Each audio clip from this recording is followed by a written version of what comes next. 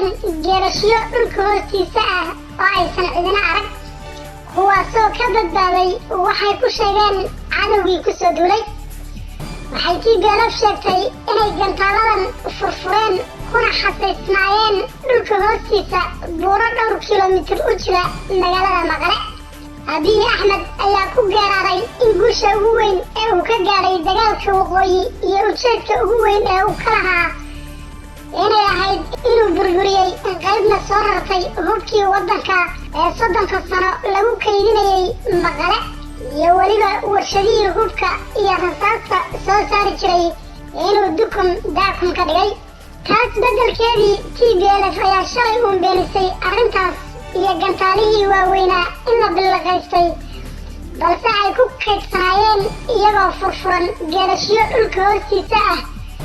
iyagoo soo bandhigay gantaallo waaweyn oo ku rakiban isxambaarada loogu talagalay,